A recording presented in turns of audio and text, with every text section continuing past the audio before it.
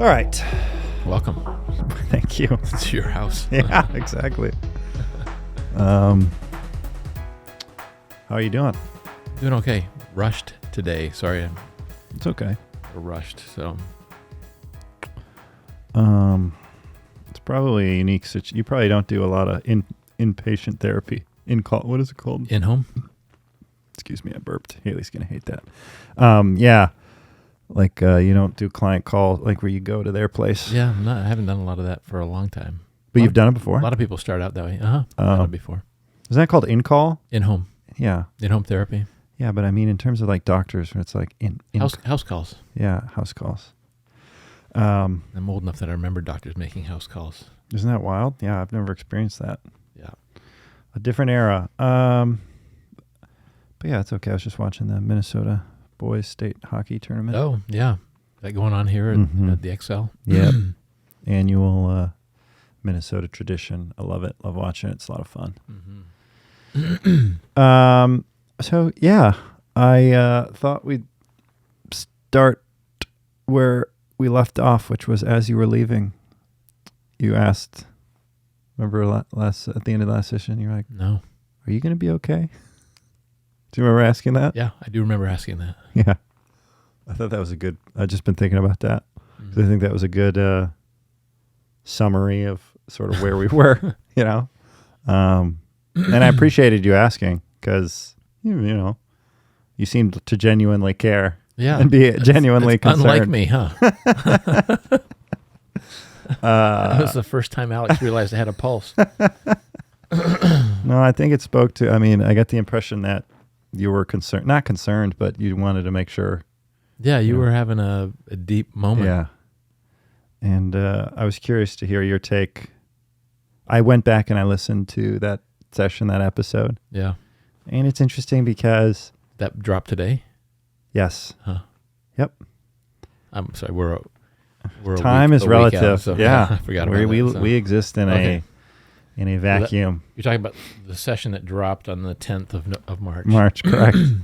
And it's interesting because when I hear myself talk about these things, I remember how I felt at the time. Yeah, yeah. And I hear my tone, and they sometimes are really different. I'm like, man, I sound kind of normal and like put together and stuff like that. But I remember, and I don't know if you picked up on this, but I was quite anxious to talk about that kind of stuff. I think that's why I asked. And I'd be curious to hear your thoughts or take on anything. I remember being concerned for you. I don't recall today what the concern was about. Yeah. I remember you being, at least as I reach back, I remember you kind of having this almost existential moment of, do I need to keep doing therapy or? Yeah, that's where we started out. Yeah. And then we took a hard turn into sort of my childhood growing up around my dad, and listening to myself talk about that was interesting because I think that is going to be something that I continue to work through, and I'll do that with my EMDR work. And yeah. But we're talking about emotions of feeling hurt and isolation and stuff like that. So it was like a really intense emotional experience. But what was so complex about this is, I think like 2 or 3 days after we recorded that episode, I try to talk to my dad at least once a week on the phone because he doesn't live here. Mm-hmm. And I called him and we had a wonderful chat. You know, we were joking around, and he was asking how my company was doing, and it was a really pleasant conversation. And it's really confusing and challenging to have like the spectrum of emotions where it's on one hand you have like the positive and the love and the support, on the other hand you have just this like, I have so much kind of sit with this anger and contempt for what happened when I was a kid. And it's hard to have both of those at the same time, because you're like, am I allowed to have both, or can I only exist in one? Am I only allowed to be really angry and mad? Or it's confusing. It sounds like, it sounds like you answered that question though. It sounds like you're allowed to have both. Yeah. Or that you're figuring out a way, like, holy cow, what do I do? I have both. What do I do with both? Yeah. And I think I felt, as I listened back on that session, I found myself feeling a little anxious about this idea of, am I making it seem like accountability is the word that keeps popping in my head. Like, should I be taking more accountability for the role that I had in that sort of anger or whatever? Because you always hear that old adage, like, parents are strict because kids are, they deserve it. They require it. Yeah. Mm-hmm. And I was really sensitive to this idea of like coming across as someone who is trying to like deflect accountability or responsibility of any kind. Be like, oh, none of it was my fault. I was perfect. It's everyone else who was troubled. And it was weird to encounter that feeling. So I don't know how I would describe that, as like shame, or I was just afraid of seeming like I was trying to blame other people for stuff, not take accountability. And that was weird to experience and uncomfortable. Yeah. But you got to think about accountability. Like, are you 21 when this is happening? Yeah. Are you 18? Are you 19? Like, are you 6? Yeah. I think accountability changes based on your developmental level and understanding as well. And I've been thinking, I think a lot about, lately, the last week, been thinking a lot about this idea of like, not corporal punishment, right? But like, there's this certain stigma, particularly with men and dads, where they have to be tough and strong. And I think about my dad growing up, like he definitely, when I was a kid, my growing up under my dad, he was very upfront and transparent about this idea of discipline and the benefits of it and like respect. Yep. And I think, I don't know, I feel like that still lingers today, where we have this culture amongst men and dads. Not that I'm a dad, so I can't speak to that entirely, but we glorify this idea of like ruling with an iron fist a little bit. I don't know, maybe that's not the case. But that was the sort of world I grew up in, and it's just like, it's almost, to me, now that I'm an adult and I look back on that way of like, well, I'm going to sort of drill Sergeant you into a way of behaving. That to me doesn't speak to any kind of like the virtues of being a man or being, Yeah. To me, that speaks to the exact opposite. Like, who in their right mind thinks it's cool to bully a kid? Because that's, in hindsight, as I was looking back on it, it's like a lot of that behavior is really just bullying in a way, And it's tough to go through that, because that journey kicks up a ton of anger, right? Like, you want to confront your bully, And I've been dealing with this past week of like, loving my dad, loving talking to him, joking with him, being really grateful for him being in my life, and also sometimes wanting to just punch him in the face as hard as I can. Like, having those two feelings has been super draining.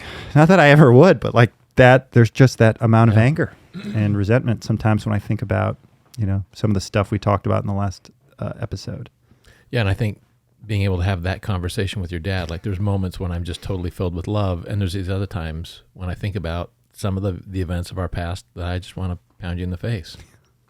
Which like feels really weird saying that out loud. I feel like kind of guilty, like, oh, don't say that on a podcast, Alex. Like, but the truth is, that's true. Yeah, it's real. And it's raw. Yep.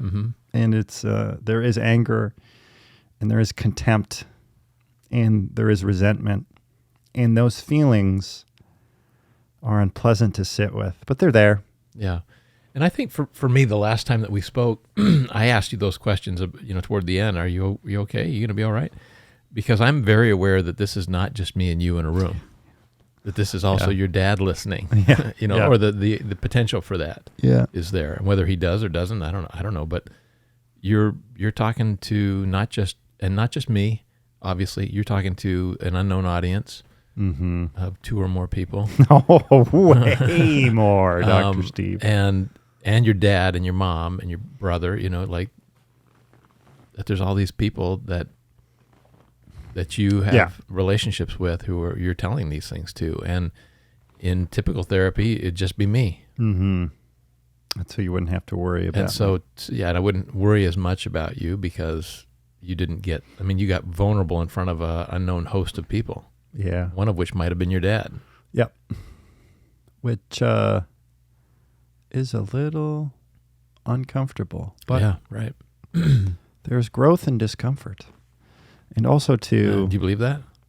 Yeah. There's also growth in other areas. Yeah, no, I didn't mean to say like the only way to grow is Right. by putting yourself Okay.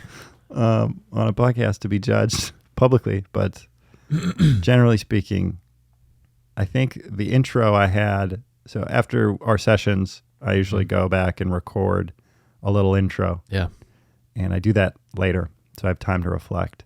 And I think the line I used for the March 10th episode last week was, it's difficult to sift through all these feelings of, I think it was like, I really love my family, but sometimes I don't love the way that I felt like I was treated by them. And It's hard to talk through those emotions, but it's work worth doing. It's sort of where I'm at. And that's how I look at therapy. And that's how I look at discomfort. For the most part, it's work worth doing. Yeah. And I think that the one sign of maturity is to be able to look at those experiences that we've had in the past and go, and to be able to say, and maybe I've mentioned this before, like they were doing the best they could. They were using the manual that they were given, or they were, like they were operating based on what they got from their folks. If there's no intervention, if there's no enlightenment, no intervention, no change in how things used to be done, then we're just going to repeat the same things. Yeah. So if I was spanked as a kid, then I'm probably going to spank unless something intervenes and says, hey, there might be other ways to do this. There might be other ways to apply discipline or correction or to encourage behavior to go in a different direction. I think when I hear you say that, and this is something I've mentioned before, this is a recurring thing with me in my relationship with therapy and other people in my life. I get angry or upset or sad, all those emotions when I see people in my life who are clearly just running through that cycle. Just repeat. Yeah. Rinse, and I'm repeat. like, and they're not even, I'm like, I want to shake them and be like, hey, like, you can stop this. Like, but if you don't do anything, you're going to do it to your kids. You're just going to keep doing this, pass this on. Yeah. And what I'm starting to realize is, and I've talked with George about this, is a lot of people are content to not ever address those things or keep them in the closet, keep them locked up in the cupboard, and they just go through and they're okay with that. And I might be a little bit of a unique case in that I'm motivated by confronting those things. Like I think the words you used were like, bring it on. Mm-hmm. But it's hard for me because I see people around me who are like, you've been exhibiting this pattern of behavior and I know where it comes from and it's not going to stop unless you do something. So like, let's do something about it. I think about my dad and, the playbook he had. There's a lot I do not know about my dad. I'm still finding out. Some really, I didn't know, for example, I learned probably 5 years ago or 10 years ago, I learned that he had a stepbrother. I had no idea. Oh, wow. Like big things about, there's probably from like age 0 to 25, I probably know like 10% of my dad's life. But what I do know is, what he went through. I mean, he went through some very traumatic stuff. And his dad went through even more traumatic stuff. I mean, he was the son of a guy who fought in World War I, which that in and of itself is weird. My grandpa fought in World War I. So that gives you an idea. I think he had my dad when he was like 60. But he was captured by the Germans and tortured and then escaped. So imagine going through that and then raising a kid. I can only imagine the sort of strictness and discipline and mood swings, my dad grew up with. Who knows? Speculation. But you talk about playbooks, it's like I 100% agree and understand that. Yeah. And that's what makes these things so complicated, is because I know that at the end of the day, everyone's doing the best they can. And I have to juggle that with my experiences of feeling, hurt and sad. And right. So that's been the last 7 days for me. Yeah. Wow. Yeah. But in addition to that, there's been a lot of, happy, pleasant little stuff as well. But that's what I'm thinking about. Your grandfather, your great grandfather went through World War I. My grandfather. Your grandfather. Which not a lot. Most people my age are like, oh, my grandpa was in Vietnam or something like that. Yeah. It's like, nope, go another 60 years, 50 years. Right. Anyway. It's interesting what, he was tortured, he escaped, he saw war, he, was captured, he evaded capture. Like, think of all the things that you would imagine he had gone through. And the reality is that those things were probably traumatic experiences to some degree. And I think we've said this on the show before, that every person's experience of trauma is unique. And what sidelines and cripples one person, it becomes a blip for another person. Yeah. And so, how does he become a parent? Maybe that turns him into a loving, all accepting, like, I'm just going to love you to death kind of a guy, because life is too short. I've been through hell already, and why would I put anybody through any likeness of what I've been through? Or it's, you think you got it hard? You don't have an iPad? Let's talk about not having an iPad. Yeah. That's what's fascinating about humanity, is that these things land on people so differently. So let me ask you a question. I think I know what the answer is going to be here. Would you argue that ultimately, like, trauma doesn't necessarily, it's not set in stone how people are going to respond to it? Because I would assume the average human, when they experience trauma, it's going to really make things hard for them. Like, they'd go you think you have a tough route, but you think it's just as possible that someone could experience that and be like, this makes me appreciate. Even saying when someone experiences trauma, like, as if there's something that we could all point to and say, yes, that's trauma. We may have general consensus, but somebody might say, no, that wasn't much of a trauma, or that wasn't much of a sacrifice, or that wasn't. It even starts at that level in how the perception of this experience I went through. Now, it's interesting. We had a student from Vietnam in our program who said, everybody experienced the war, so nobody's had trauma. It was just what life is. And then toward the end of her time in the program, she was like, okay, everyone experienced trauma because everyone experienced war. And so it was a different way of looking at it. Like she didn't know anybody who hadn't been normalized, affected by the Vietnam War. Yep. Everybody lost somebody. Everybody lost multiple people. Everybody had experienced bombings and fires. And so her initial experience was, that was just life. It wasn't trauma. It was just life growing up in Vietnam.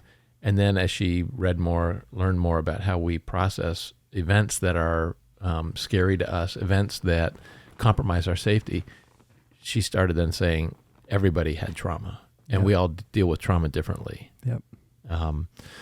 So, that's the fascinating thing about human beings. One person has an experience of sexual abuse when they were a kid. I had a client who said it was her father who committed sexual victimization of his child, my client, an adult woman. And she said, that was him.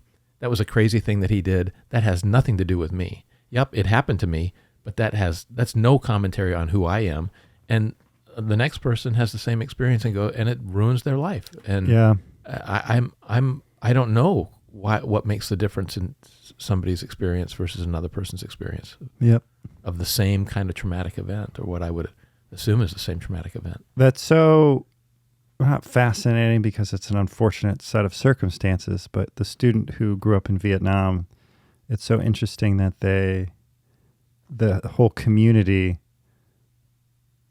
was in the same boat. So this idea of trauma became relative in the sense that if there had been half of the population, right, half of the town that didn't experience it and half that did, then there would be that sort of context of like, okay, yeah, that side definitely had trauma. But when everyone has it, it's like, it just becomes normal. It's just a day at the office. It's just life. And it's interesting because I got on the TikTok account, which I'm sure you're checking out all the time for this podcast, I got a comment. We got a comment that was it was so great. Just said, stop being soft.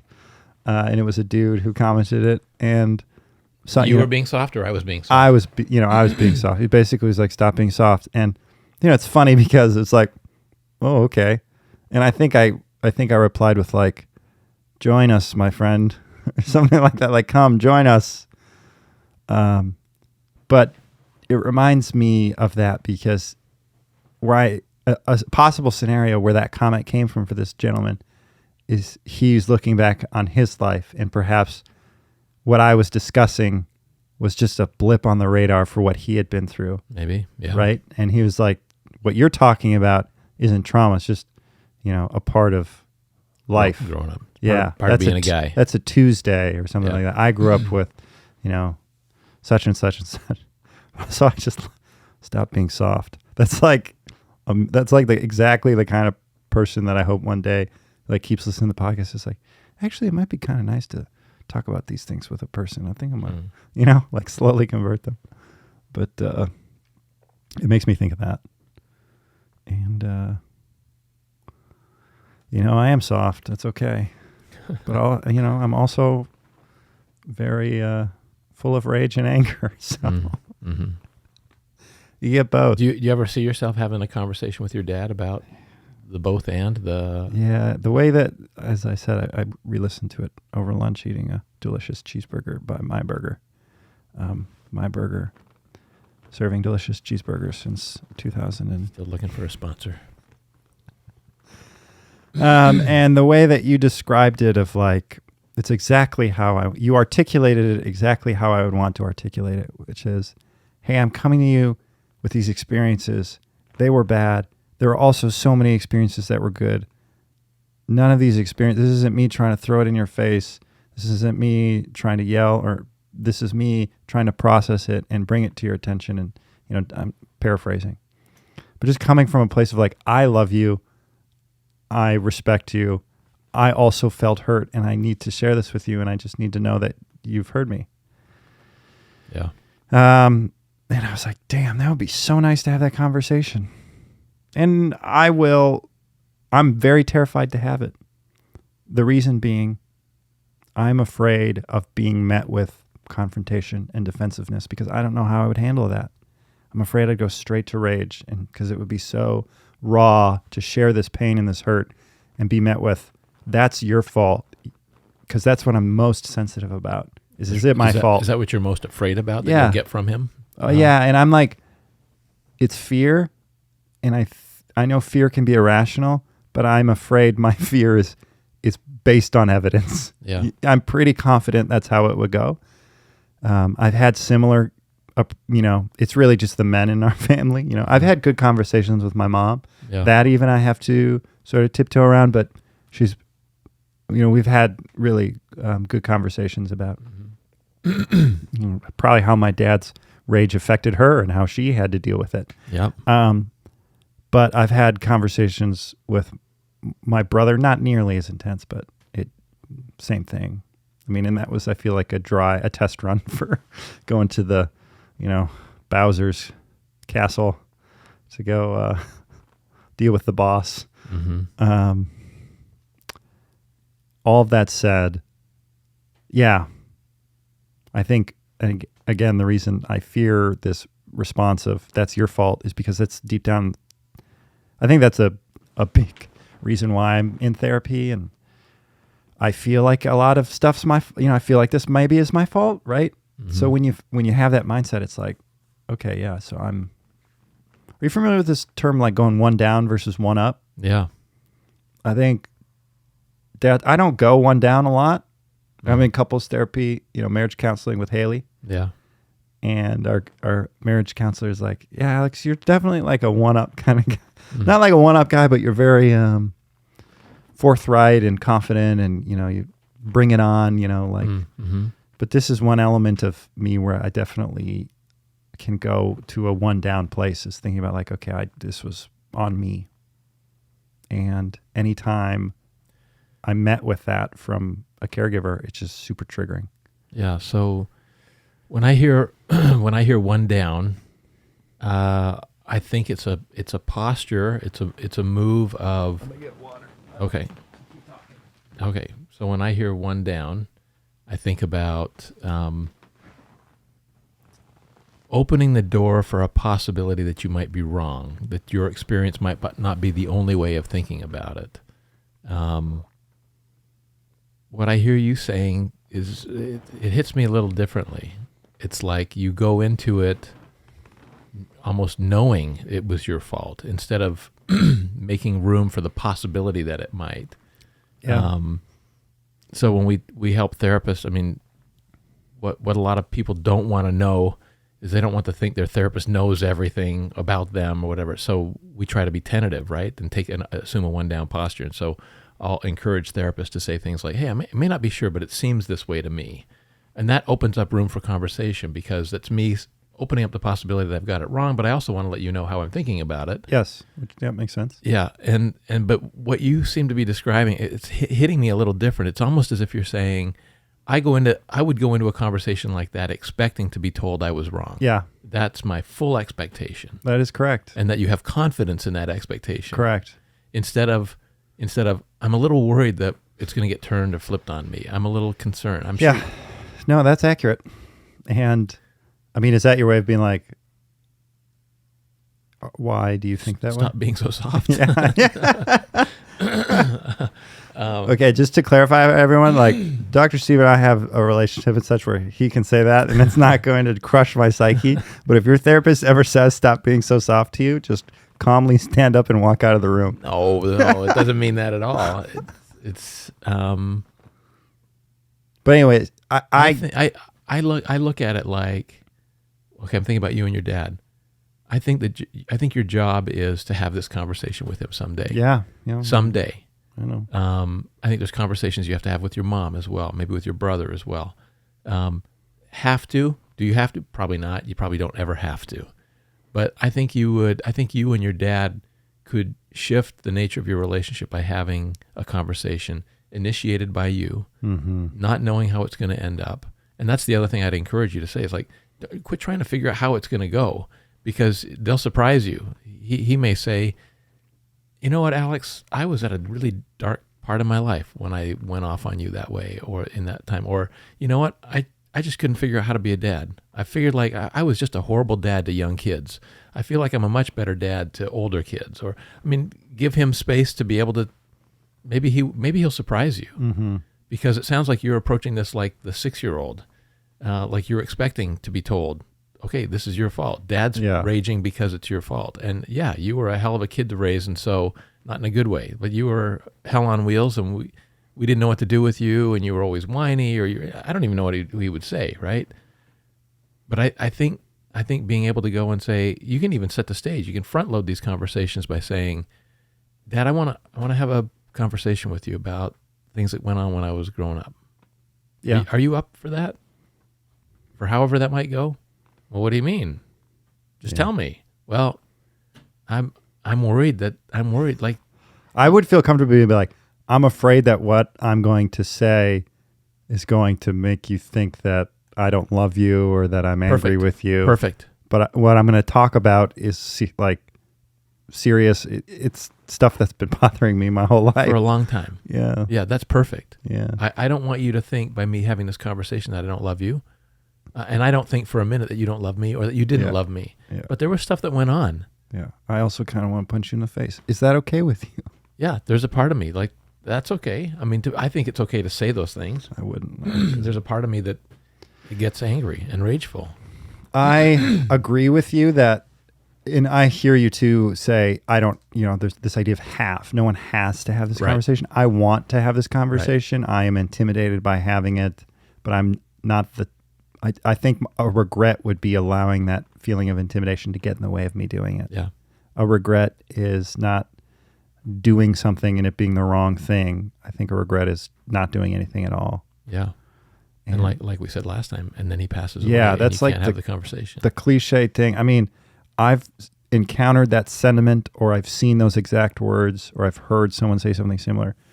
That's why I call it cliche because I've heard that for the last forever. I remember being a kid and hearing similar stuff. I feel like that's a theme in film and, art, that idea of being able to, things left unsaid, that poem you said. I mean, clearly that's been a concept that's been around for a long time. But it's still tough, still scary, and that's okay. And it is something that George and I have been talking about more. And he's like, let's work on let's practice it, or let's, I'll pretend to be your dad and we can do trail runs and stuff and just work up to it. I'm like, okay, yeah, cool.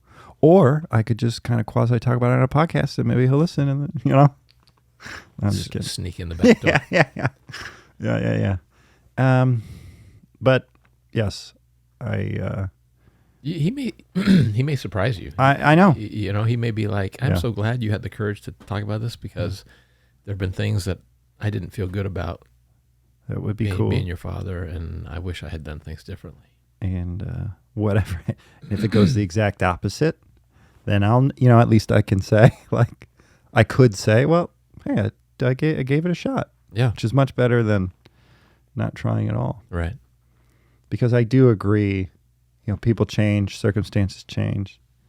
Yeah. And another thing that I was thinking about too was, I've been dealing with this widespread of emotion in regards to all kinds of emotions in the last episode. I think what's so funny to me is, I have this intense sort of hurt and anger. And I think back to, so probably like, I don't know, 6-7 years ago, I was like, I'm going to go to law school. My dad was a lawyer, really, really good one.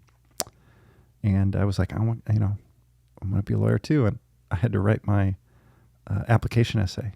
And I basically wrote it about my dad and why I wanted to be like him. How growing up, I always admired the way that he stood up for, people who got like taken advantage of. And that's why he wanted to be a lawyer, was to sort of stick up for the little guy. Mm-hmm. And he was always willing to put anything aside, drop everything to help someone who was genuinely in need. And I respected that. And, I wanted to understand the law so I could use it to defend others. And again, I think it just speaks to this idea of like, I have tremendous respect and love for my dad. And it's just so fascinating to carry all of these different emotions at the same time. Mm-hmm. Just so complicated.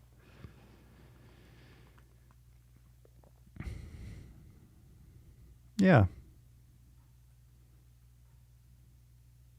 So it's been a nice week.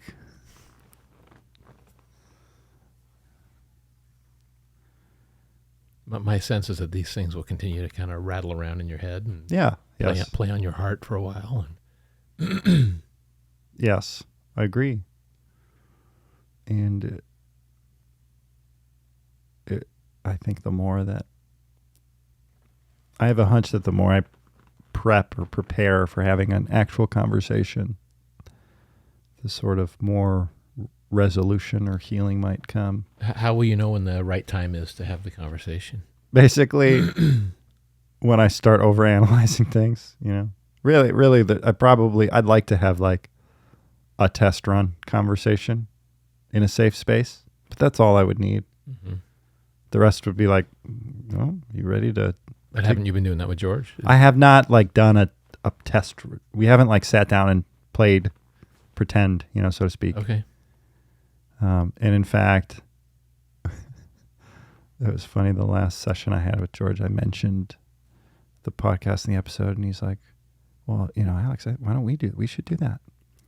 And I was like, George, I've been seeing you for 7 years and like just suggesting this now. And he's like, well, we've been talking about this for a while. And it sort of was a contentious session. So yeah, long story short, I probably could be ready pretty soon. Mm-hmm. Just going to be a question of, I'm trying to think of like analogies. It's like when you're on the diving board and you're in the super high dive. It's like at the end of the day, you're like, okay, is my form right? Am I ready? It's like, you just got to jump or not. You're either going to jump or you're not. There's not a lot to it. Just got to commit. Yeah. So I've been working through that and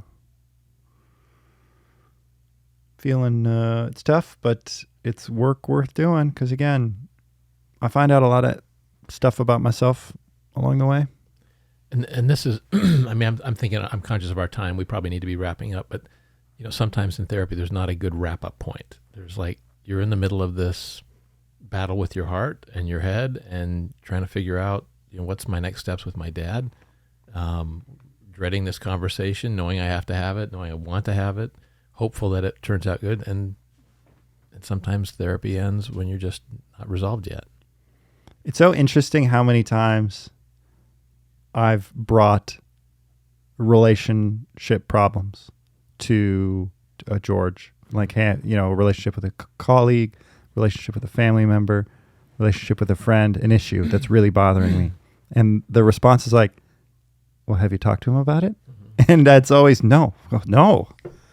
And I was just thinking now how interesting my life would be if I just, without any sort of hesitation, just went to those people immediately and was like, hey, here's, this thing happened and I sort of felt bothered by it. I was wondering if we could talk about it. Yeah. Instead of ruminating and sort of being angry and festering in it and in the emotions.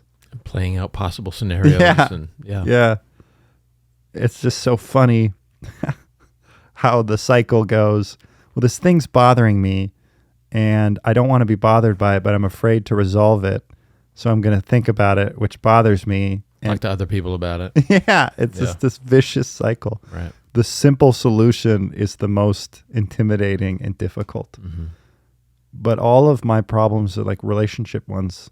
Typically, they can't be solved without a the only resolution is to talk about it. The way we do it. Yeah, exactly. And